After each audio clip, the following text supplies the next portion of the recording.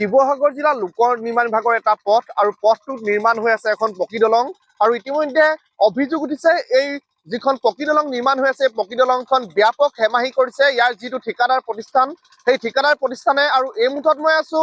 বৰাহীবাৰী চাংমাই গাঁৱৰ পৰা ঢেপৰালি সংযোগী যিটো পথ আৰু এই পথটোৰ ওপৰত আমি দেখুৱাইছো এখন পকী দলং নিৰ্মাণ হৈ আছে আৰু অভিযোগ উঠিছে ইয়াত যিটো চাবৱে নিৰ্মাণ কৰা হৈছে চাবৱেটো ইয়াত পথাৰৰ সমান আৰু যিহেতু সমাগত বাৰিষা আৰু এই বাৰিষাৰ পূৰ্বে যিহেতু এই দলংখন নিৰ্মাণ সম্পূৰ্ণ হৈ যিহেতু উঠাৰ কোনো সম্ভাৱনা পৰিলক্ষিত হোৱা নাই দেখা গৈছে ইয়াত যিসমূহ গাঁত খান্দিছিলে সেই গাঁতসমূহত ইতিমধ্যে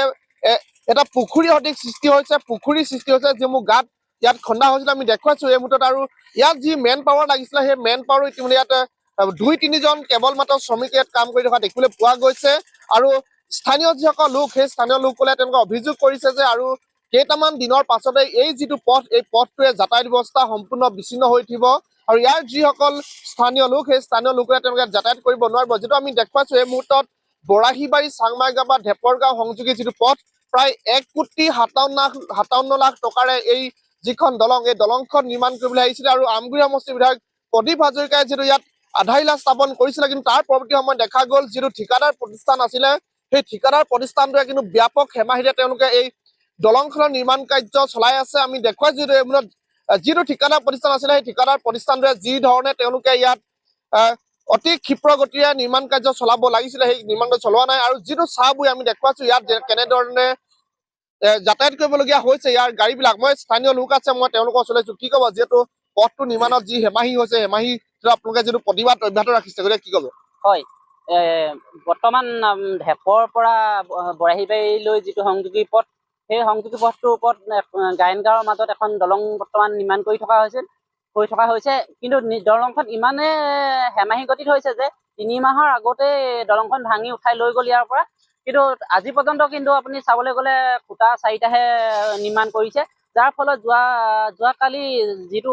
দলংখন ভাঙি পেলোৱাৰ কাৰণে যিটো উপপথ নিৰ্মাণ কৰিছিল যথেষ্ট ঠেক আৰু নিম্নমান হোৱাৰ বাবে যোৱাকালি ৰাতি এখন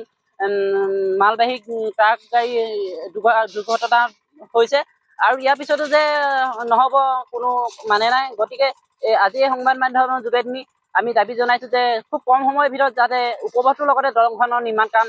সম্পূৰ্ণ কৰি তোলে যদিহে যিটো বাৰিষা পূৰ্বে দলংখন নিৰ্মাণ নহ'লে কেনেকুৱা ধৰণৰ এটা পৰিৱেশৰ সৃষ্টি হ'ব হয় চাওক আপোনাৰ এই দলংখনৰ দুইফালে প্ৰায় সোঁৱে হওক বাওঁৱে হওক ৰাস্তাটো প্ৰায় ইপিনেও 25খন বা ইফালেও 30-40খন গাঁও আছে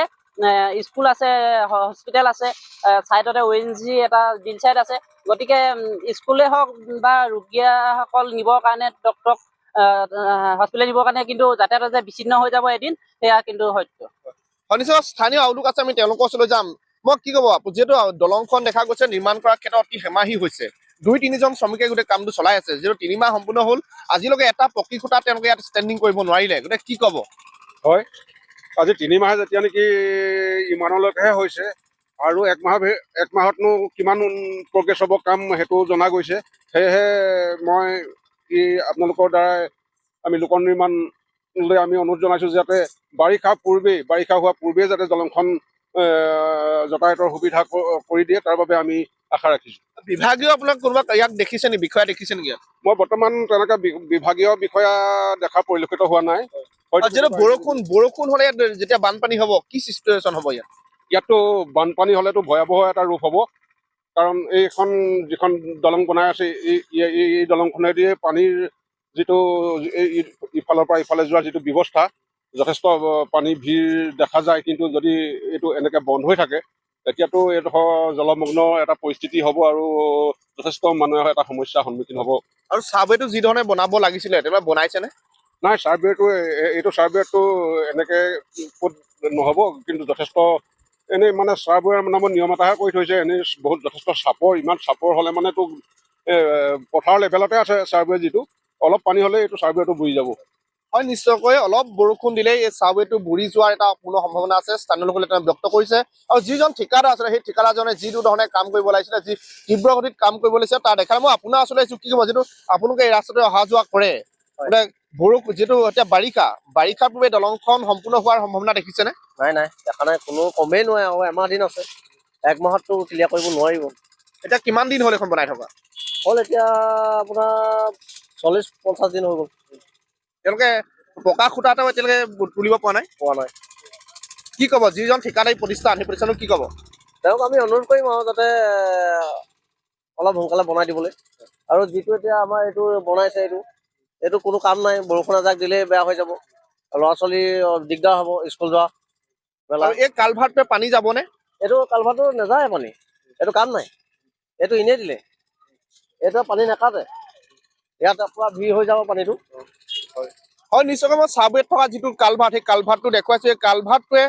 যিহেতু দেখা গৈছে এখন দলং নিৰ্মাণ কৰি থকা হৈছে, কিন্তু এটা সৰু কালভাৰ্ট দিয়া হৈছে, যিটো কালভাৰ্টে সমাগত বাৰিষাত ইয়াত পানী যোৱাৰ কোনো পূৰ্ণ সম্ভাৱনা নাই। আৰু এনেধৰণে দেখা গৈছে বৰাহীবাৰীত নিৰ্মাণ হৈ থকা যি চাংমাই গাঁৱৰ পৰা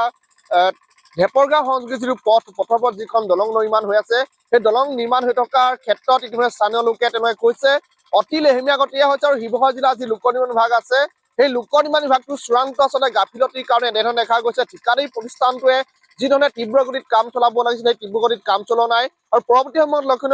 লক্ষণীয় হ'ব শিৱসাগৰ জিলা লোক নিৰ্মাণ বিভাগে এই দলংখন ক্ষীপ্ৰতাৰে নিৰ্মাণ কৰাৰ ক্ষেত্ৰত কেনেকুৱা ধৰণৰ পদক্ষেপ গ্ৰহণ কৰিব, সেয়া কিন্তু স্থানীয় লোকসকলৰ কাৰণে অতি গুৰুত্বপূৰ্ণ বিষয় হৈ উঠিছে।